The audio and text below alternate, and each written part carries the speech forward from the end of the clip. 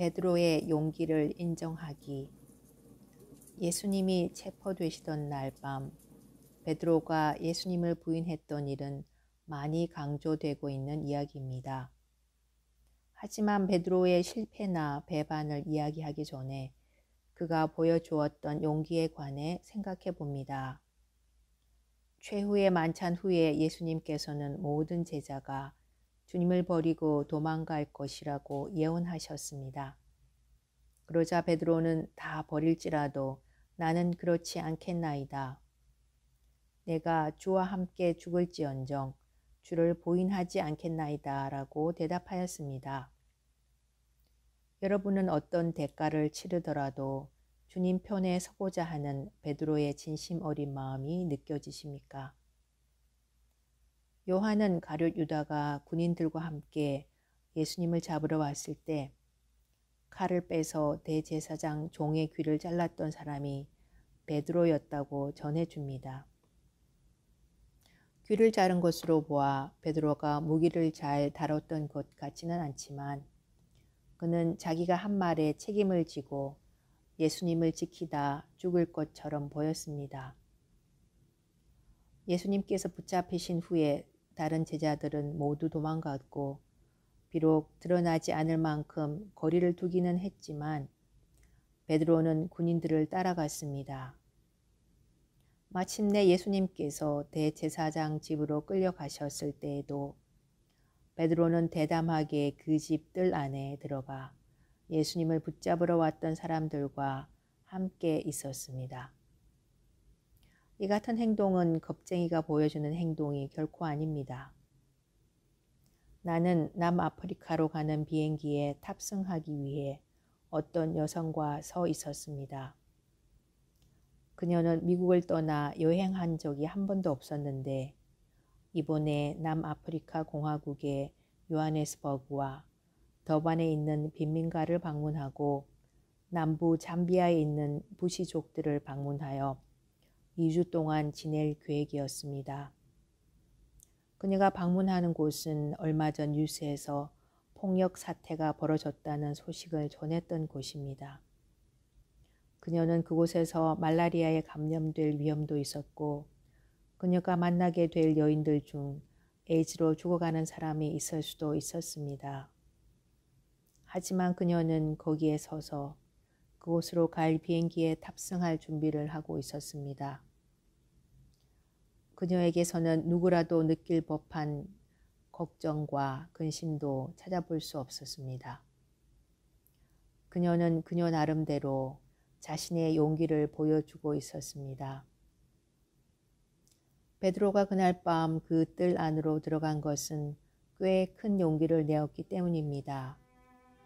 여러분이 신앙 때문에 용기를 내야 했던 적은 언제였습니까? 주님, 두렵고 떨릴 때라도 당신을 따를 수 있는 용기를 주소서. 아멘.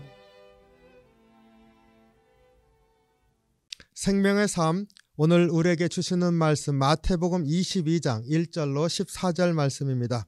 11, 12절 말씀 봉독하겠습니다.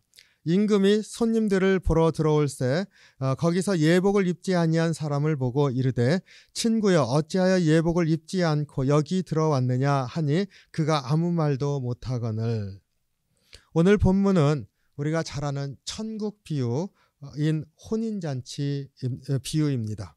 그 혼인잔치에 그 임금이 손님들을 청했습니다. 근데 그 청한 사람들이 다 거절하죠. 그들이 돌아보지 않고 한 사람은 자기 밭으로 한 사람은 자기 사업하러 가고 그 남은 자들은 종들을 잡고 모욕하여 죽이니 이렇게 말하고 있습니다. 세 가지 부류의 반응을 얘기를 하고 있습니다. 근데 자세히 보면은 이들의 거절한 것들을 보면은요, 우리 일상생활 가운데 있을 수 있는 일인 것을 보게 됩니다. 내가 지금 급하게 내 밭을 돌보아야 되는데 잔치 자리에 갈 수 없습니다. 있을 수 있는 일이지요.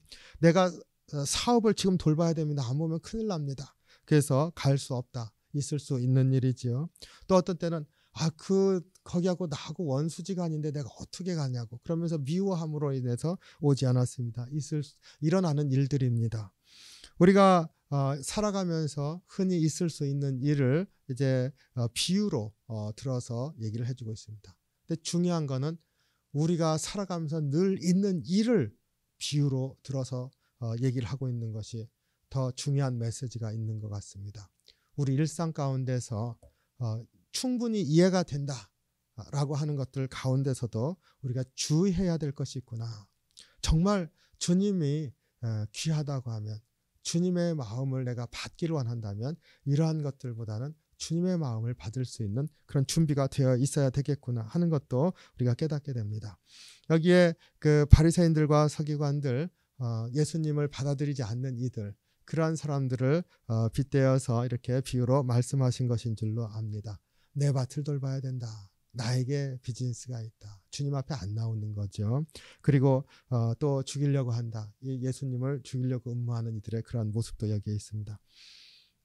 그런데 오늘 이 천국 비유의 마지막에 이제 임금이 하는 말이 길거리로 군대를 보내서 그들을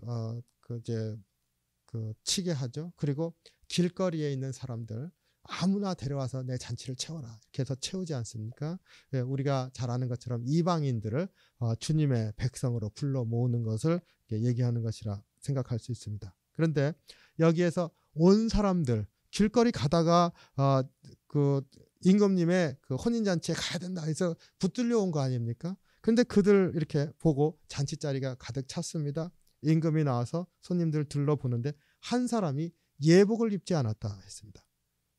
아니 길거리에 가다가 오라고 그래서 붙들려서 왔는데 예복을 입지 않고 있다고 그래서 이 임금이 친구야 어찌 예복을 입지 않고 여기 들어왔느냐. 아무 말도 못하니까 이를 묶어서 내쫓아라 이렇게 얘기를 했습니다.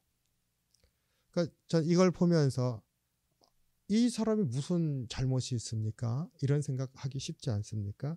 그런데 이 부분에서도요.